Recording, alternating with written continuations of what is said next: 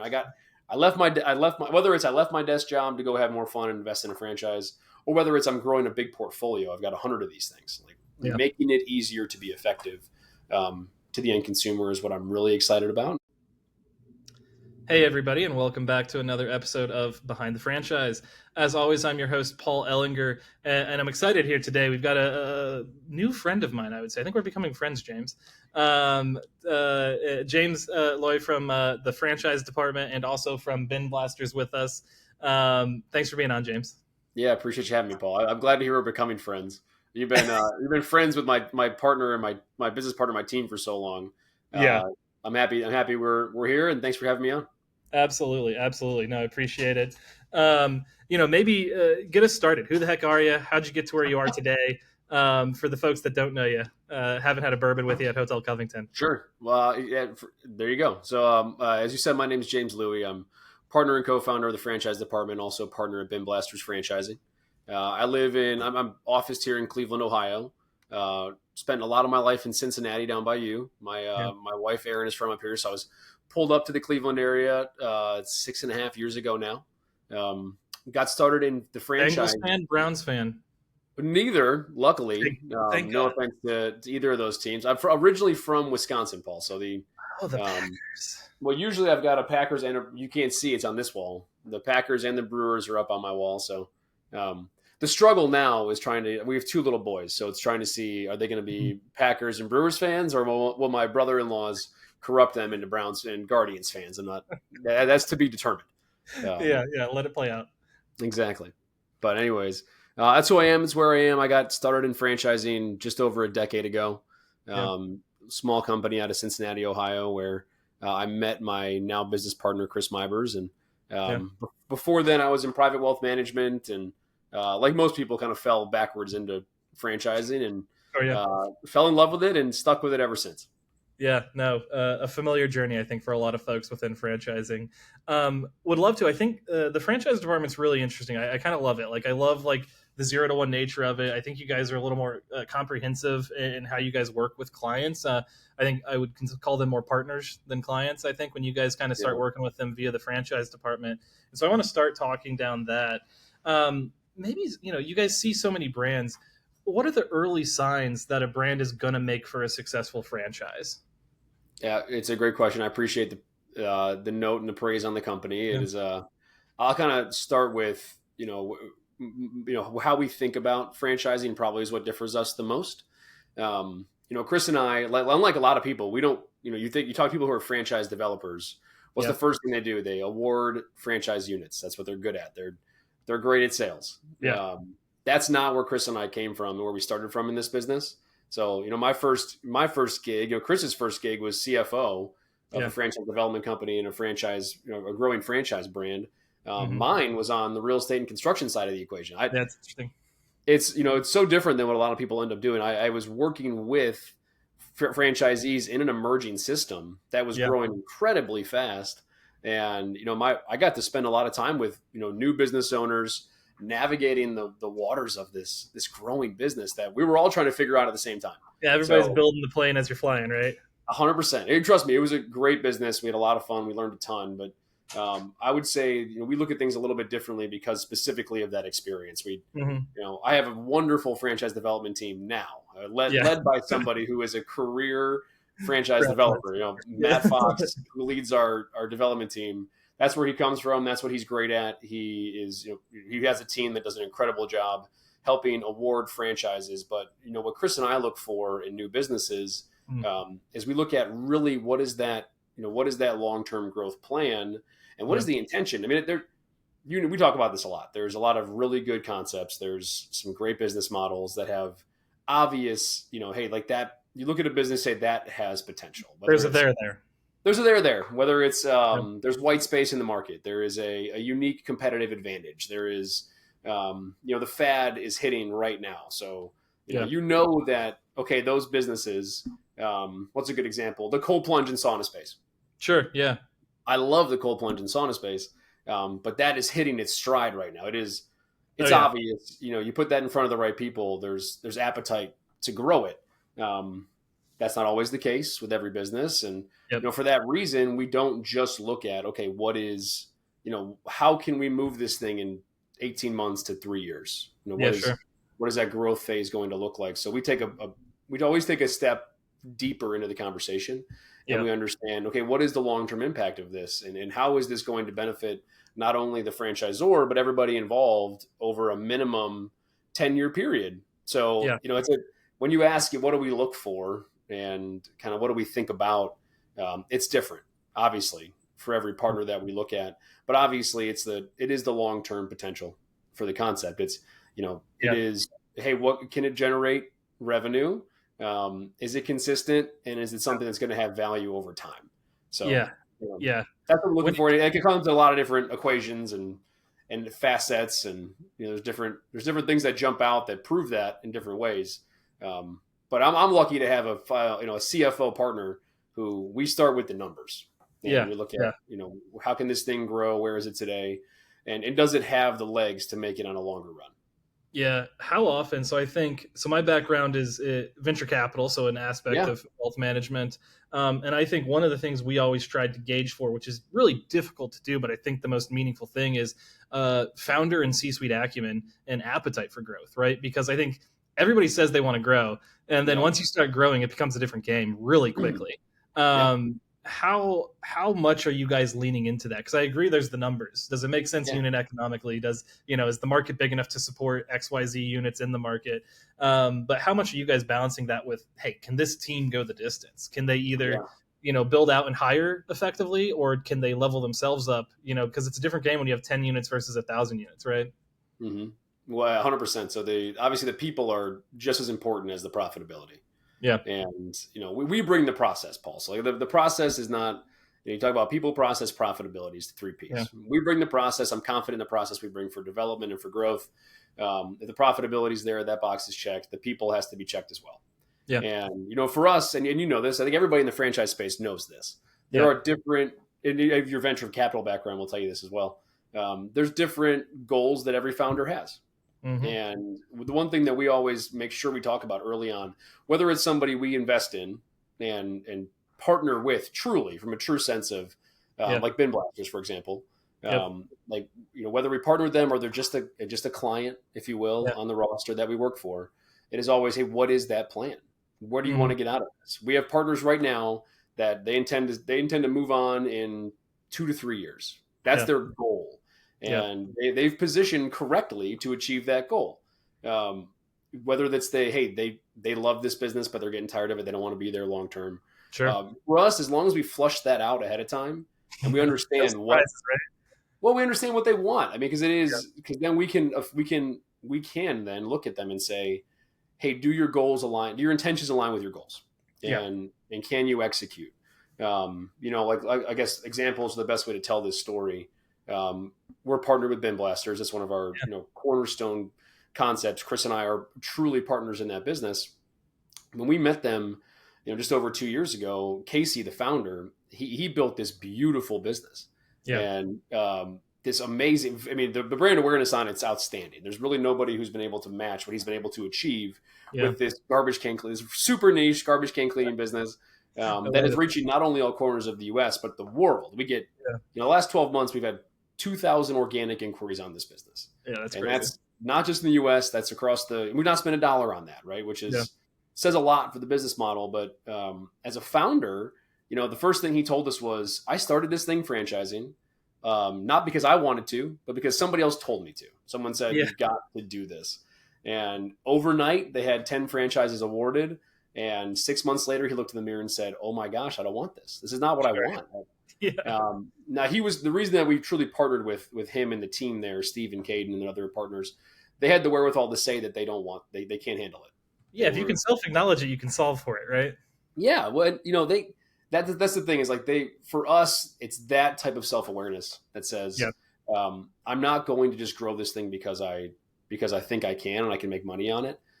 They stopped selling franchises for us. That's a big indicator of I trust that person to know what they want to get out of it. They're not going to just grow this business to grow it. And in that case, his goals were in line with what his actions were. Yeah. And, we came along and we said, we can grow this. We have the team to make it happen. We can, the investment to grow it over the next 10 years is there, and our Yep. goals are aligned. So it checks those boxes: people, Yeah. process, profitability. There's a lot of times where I'm sure you've seen this with your clients and partners as well. They're not aligned on that front. And Correct. those founders don't always understand what they're getting into. Correct. So, Even you amongst know, themselves, I would say C-suites aren't always aligned. It's truly fascinating how almost everything comes down to the basal level of incentive alignment. Uh, I think about that throughout my personal life, my marriage, like my friendships, business relationships. As long as everybody's incentives are aligned, we'll get yeah, through anything together, right? The yeah. second somebody miscommunicates on what they're incented by is when you start having the issues that I think are common, especially as you start reaching growth phases of things, right? Oh, I mean, that's the biggest learning curve that Chris and I had. Was we Yeah, were we were part of a couple of concepts that just weren't aligned. They yeah, were, um, trust me, they're very successful across the board in a lot of yeah. different ways, but not for everyone.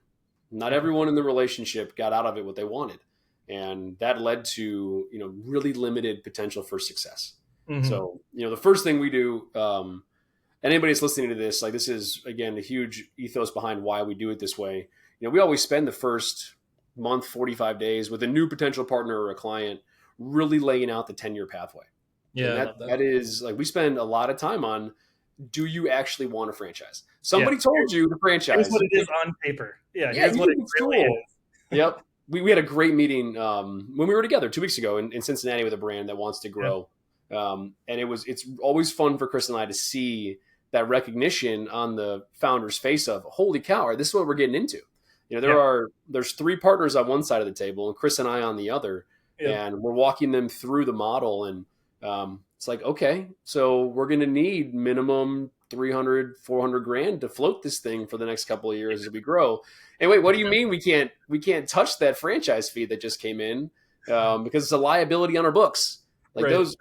those are the things that I think we do a little bit differently that we really like, and we think are very important for Yeah. any brand that wants to get into franchising and wants to grow, because it's everybody has it's unlike venture in some ways, where you can kind of flip the widget in short Yeah.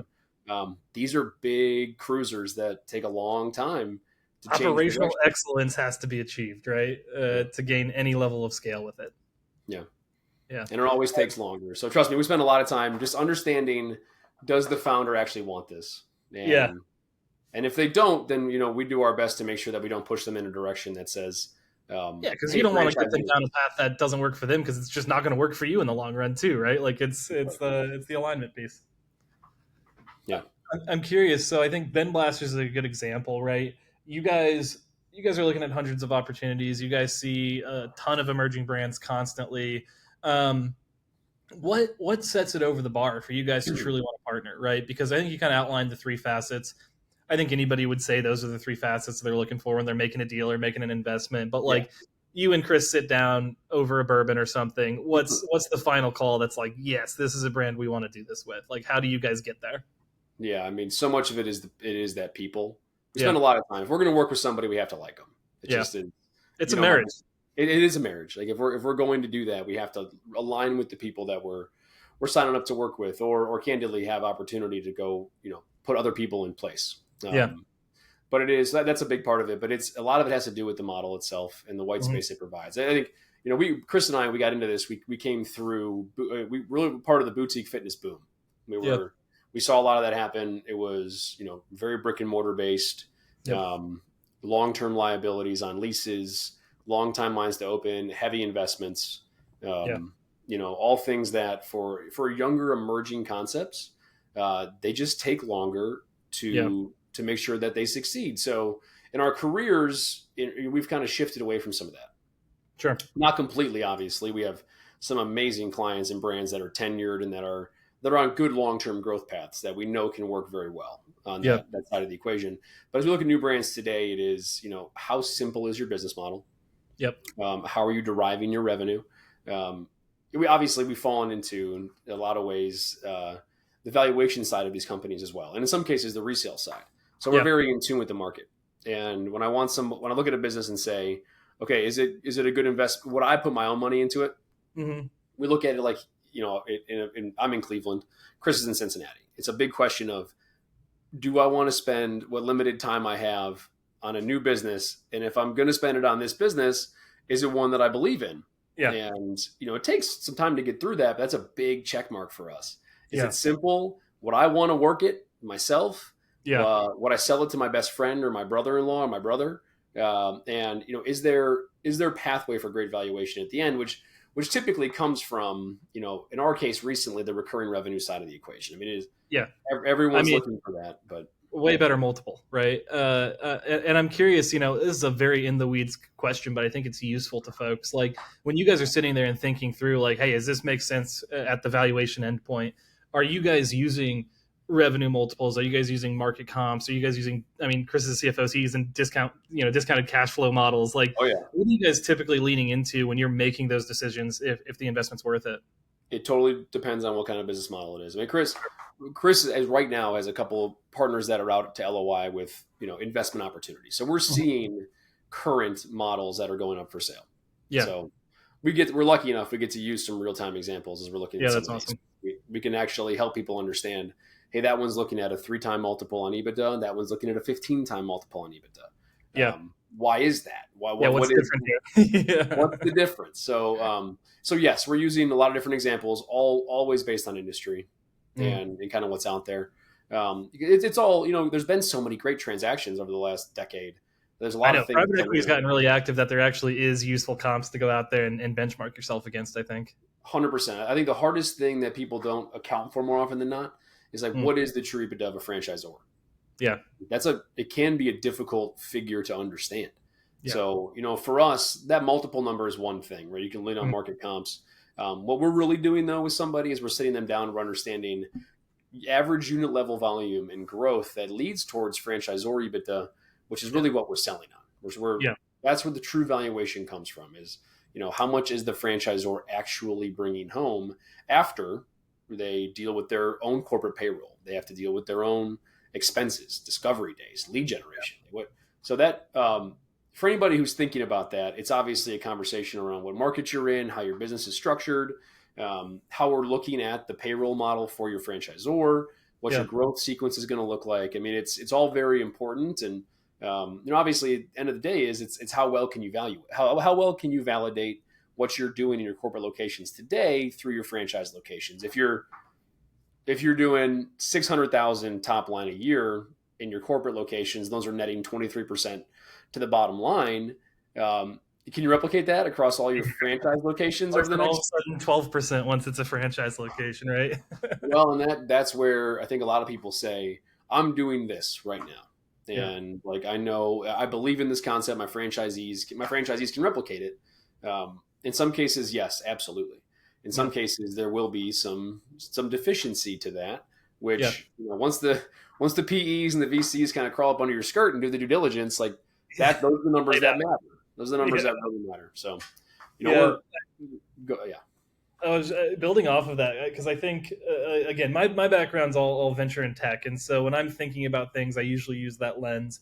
And I think one of the most fascinating things to me is when you look at your own investment memos or you get a chance to look at other firms' investment memos, their real winners are always under projected. Like they never actually project the scale to which that company can do, right? Like I think famously Bessemer Ventures had Shopify as a $500 million company max. And obviously Shopify is a little larger than that now. Yeah.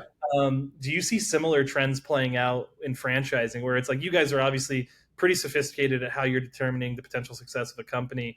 For the ones that break out, do they oftentimes break out bigger than what you thought the market could actually support? Oh, yeah. Yeah. Not every time, obviously. Sure. Yeah, if it was every time, everybody would be a lot richer, right? Exactly. So here's what I will say. There are certain indicators that can lead towards the breakout potential for any brand. And and those are obviously important things that we look at. So we have a great, a client of ours at United Defense Tactical, amazing business. Love the team, incredible model. Like the financials are just silly. If you look at the Adam 19, there's a lot of opportunity there. Great business. We look at its growth potential because it's a different investment level. Sure. 500,000 to 750 get open. Yep. Its ability across the same timeline to break out as a home services concept like bin blasters is so different.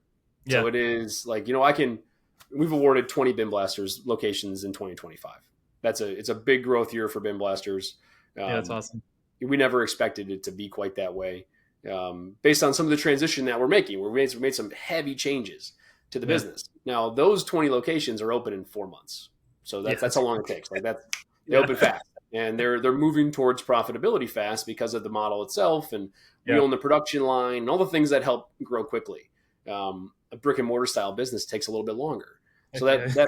that pace to breakout is something we always think about, because Yeah. obviously the financial implications on the cost side for the Yeah. franchisor are so much different. And it's always interesting from a valuation perspective. The investors they're so sophisticated.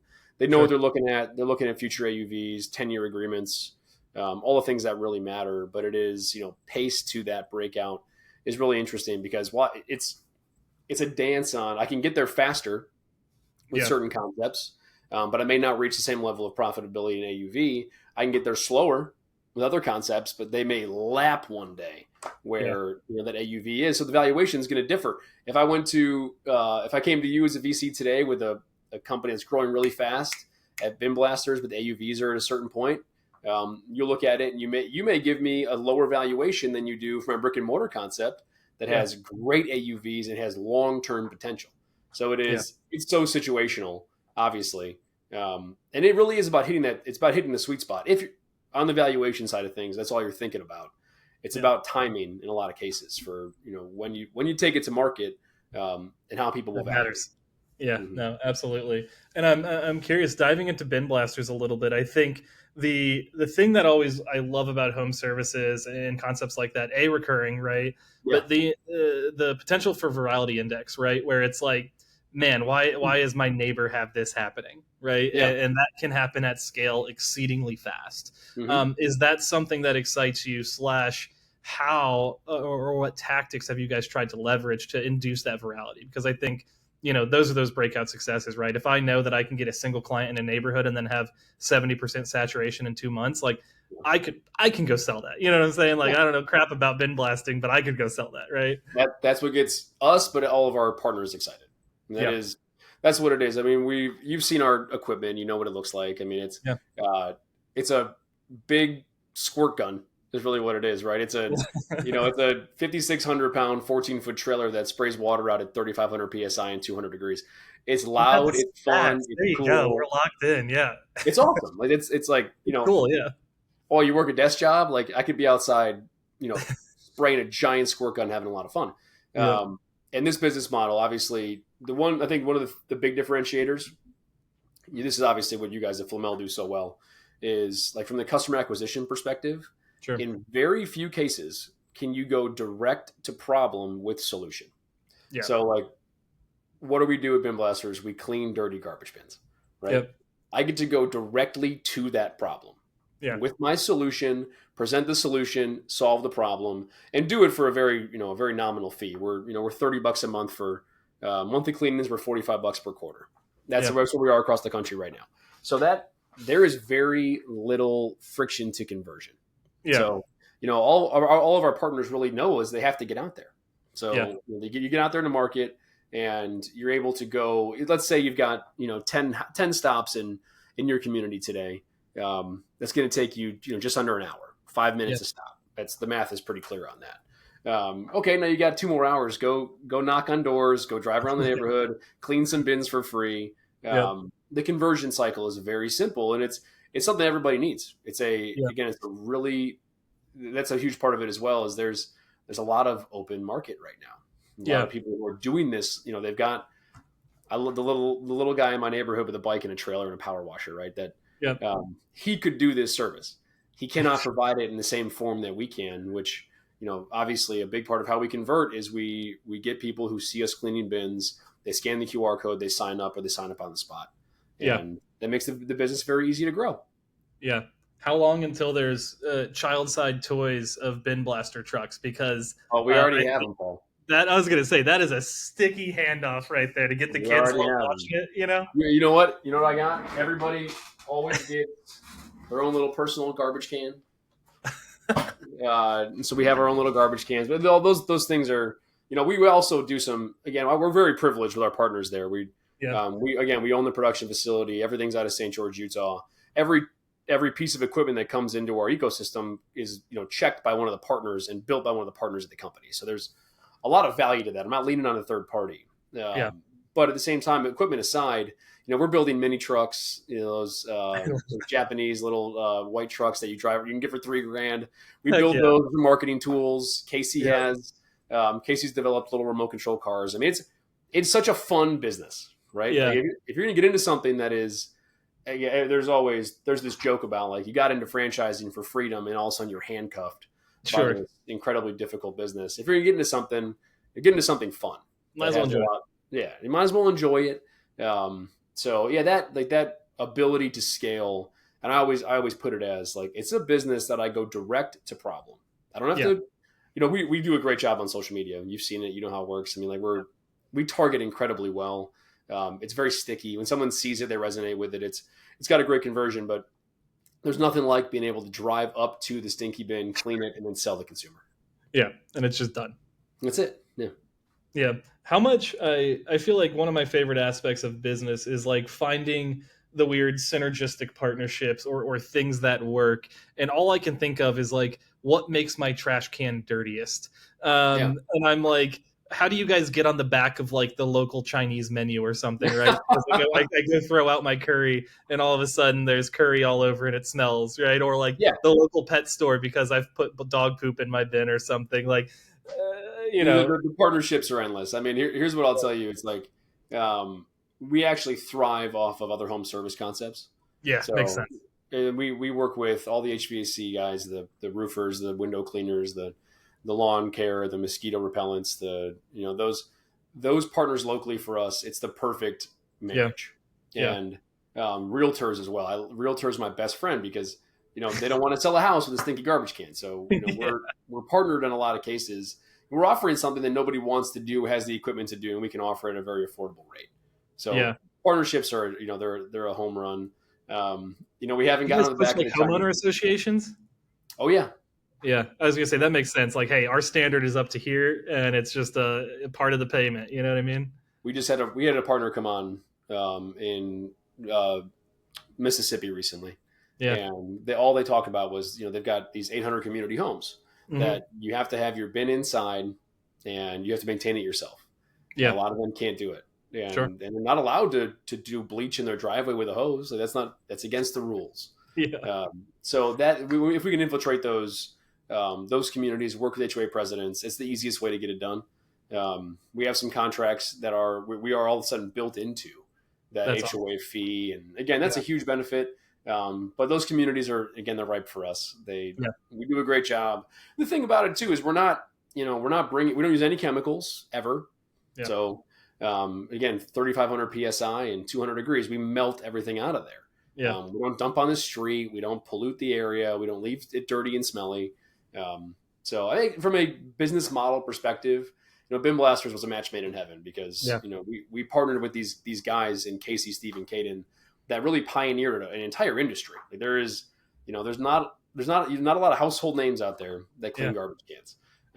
Casey is really one of the founders. He's one of the founding fathers of garbage can cleaning, which is an awesome title to have. Hell yeah. Carve your niche.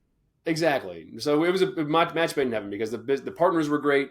The model's simple. It's a great investment. It's under $150,000 to open a location, which is that's everything. That's truck, trailer, marketing, working capital. Yeah, that's awesome. The payback period on that has to be stellar, I imagine. Yeah. Yeah. Building off of this, I think, and being more forward looking, again, I think the interesting thing you guys have is you both have breadth and depth, right? Because you get to partner and go deep, but you also get to look at a bunch of concepts as you guys are looking for new clients and entertaining all of that. What are you most excited for in the next 5 to 10 years? Obviously, outside of bin blasting, like what concepts or trends or industries do you think are actually here to stay that you guys are excited for, potentially looking for as you guys are thinking about new clients and everything? Yeah, I mean, for us, we're still in the health and wellness space as well. Yeah. We again, there are some amazing sauna and cold plunge things Mhm. out there. It's stuff that we're passionate about, Paul. I mean, Sure. it's like, I mean, yeah, it's like what you do every day, right? like we do every day, Yeah. and the recurring revenue model is not going anywhere. It Yeah. is, it's a model that's gonna. We know it's there. Everything that we do will likely be attached to some form of recurring revenue model.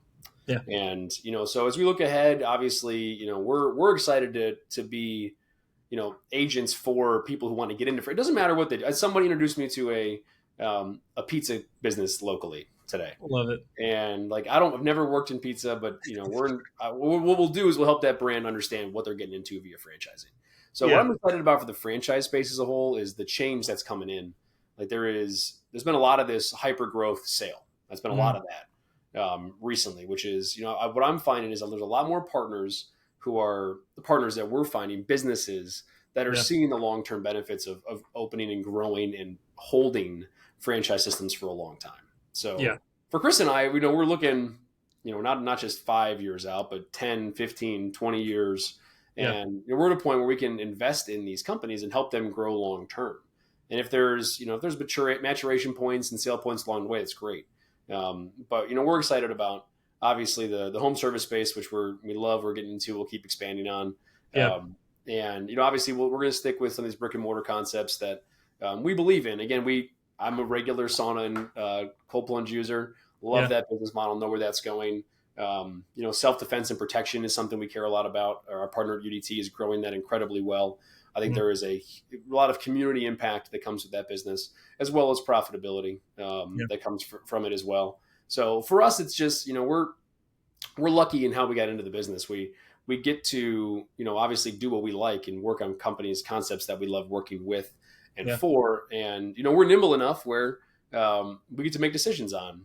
Hey, that's there. Trust me, there are people in this space that can do things we can't do. There are Sure. people that can grow brands at hundreds of units a year. That's not where we are from a company Yeah. perspective, Yeah. and we like that. We're intentionally in this. We're intentionally in this lane Yeah. Yeah. because I want to see some of these really interesting brands grow that have tons of potential. Yeah. So It's excited about the spaces we're in. Excited to get more into home service.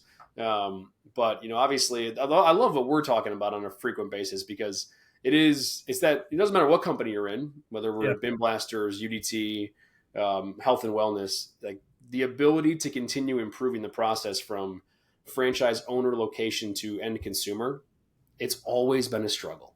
Yeah. And obviously the digital age and the way we can advertise on social media and all of that's incredibly helpful. But the way that you guys are incorporating AI and the way that we're building it into our systems, like that for me is it gets people out of this. I bought this business and now it's work and it's a job. Because Yeah. what do I do every day? I work with franchisees every day. Yeah. And it weighs on me when they call me and say, like, I'm not having fun at this. This is not what I signed up for. Yeah. So creating these businesses that can be effective and profitable and have meaning and community impact, but also be something that when the owner looks at it every day, they're not dreading going to work. Yeah. They're like, I get to go do this. Yeah. I think that's the most fun. It's like again, we're making strides every day. You guys are Yeah. doing the same thing. It is really that like, hey, let's have fun with this business that matters and can make us some money. Yep. Not have to grind away. I left my whether it's I left my desk job to go have more fun and invest in a franchise, or whether it's I'm growing a big portfolio. I've got 100 of these things. Like making it easier to be effective to the end consumer is what I'm really excited about. And obviously, there's a lot of fun stuff that you guys are working with that we see every day that's helping to achieve that. Yeah, no, absolutely agree. I'm a big fan of that. I'd rather try really hard and have fun and fail than like succeed over 30 years and grind out every day. You know what I'm saying? It's might as well go for the thing and live a good life. Here's what I've seen. You've seen it. It's like you grind too hard, and then it's not why you bought a franchise. You didn't buy a franchise to grind your nails into the ground. Correct. You bought a franchise to work on a replicable system. And again, I lean on you heavily for the AI advancement side of that direct to consumer approach. And obviously, it's a big part of the reason why we're so excited to continue working together because I think you guys are doing some pretty great things with all your clients. Guys, I did not pitch this beforehand for James to sell this. I appreciate the spot. I appreciate it. I mean, it's what matters. It's what matters to us and everybody else. So again, I think people are listening to this podcast because they know who you are. I don't have to repitch what you guys do. But I'll tell you, it makes for a guy that's been building franchise companies for the last decade and having to think about the headwinds that every franchisor and every franchisee faces, this is the stuff that helps improve the scalability of every concept. Yeah, it is 100% agree. struggle. Everyone, I don't care if you're a 300 unit brand or a 3 unit brand. Like, this is Yeah. a problem you have to face. Yeah, and the problem's just going to get bigger the bigger you get. So might as well do it now, right? Um, love that. Transitioning a little bit, we always like to do a section that's just kind of the quick hitters. The idea is, James, first thing that comes to your mind from the question. How does that sound? Yeah, let's do it. Most misunderstood aspect of starting a franchise? The time it takes to reach scale. Yeah. It is, timeline. Love it. Franchise trend that you think is currently overhyped? Clearly not cold plunge. I don't think it's overhyped at all. Oh gosh, there's so many good ones. I really don't. Maybe pet grooming. Oh, okay. Interesting. And I hate to say that because we have a great brand that's a pet grooming brand. Yeah. But it's growing so fast. There's so much of it. You have to partner with the right one. Yeah. So that's a reach, Paul. But I guess that's where I'll have to go. No, I like it. Something most people don't know about you, James. Oh my goodness. I have. Oh gosh. Let's see. You want a quick answer? I don't have quick answers on this. Fun fact. I don't know, but look, Paul. Everybody knows everything about me.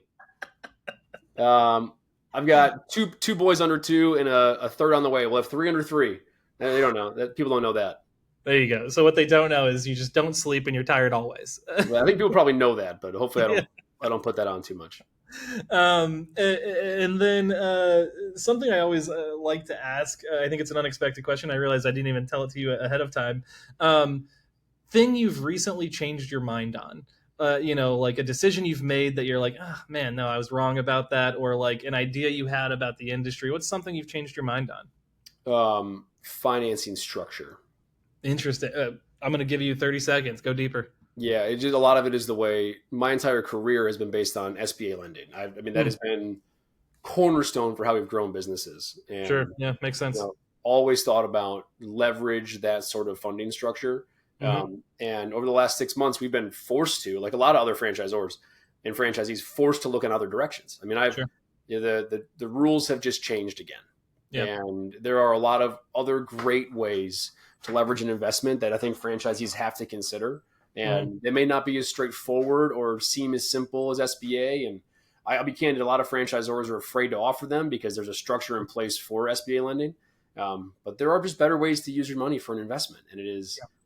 I'm lucky I've got a CFO for a partner who's... I was going to say, it helps to have a guy back there who can explain dot the I's, cross the T's. I always thought it was the right way. I found myself... We're almost not recommending it right now for that's crazy. A lot of our partners and our franchisees. Yeah, I mean, that's... That alone, we're going to pull that one into a clip, and hopefully people reach out to you to talk about that because I think that's compelling. There are some wonderful lenders out there, so we encourage it. I love that. And then wrapping up like a good late night show host, I like to give you a minute. James, sell what you want to sell. Where can people find you? Where can they find Franchise Department, Bin Blasters? Stage is yours. Well, thank you, Paul. So if you're looking for us, obviously the best place is our website. We're at thefranchisedept.com. So it's thefranchisedepartment.com. Go on there, learn more about us, our team, our partners that we work with, our clients, our brand portfolio is there. But obviously, if you want to get in touch with Chris and I, fill out the form. We'll reach out, schedule time to work with you. At the Franchise Department, again, I said it earlier, I'll say it again. We're happy to have any conversation. No strings attached. You want to learn more about franchising, investigate an aspect of the business. We got a lot of experience. We want to share it. So reach out to us there. Whether you're a prospective franchisee, a current franchisee, or a franchisor of any form, thefranchisedept.com is where to find us. Then obviously Bin Blasters, binblasters.com is our website for a Bin Blasters company. You'll find all of our stuff there. But I would suggest you go on social media for that one. Dirty Bin Blasters on Instagram is where you'll find all the fun stuff about us. You'll see my partner and our CEO, Casey, having a great time. I'll learn more about the concept there. And obviously reach out for more information. We have, right now, almost 30 partners across the country. Territories are going quickly. But we're growing fast, looking for partners that want to come in and or that want to learn more. So that's where you find us, Paul. I love it. James, as always, great talking to you, and thank you for being on the show today. I appreciate your time. Thanks for the time, Paul.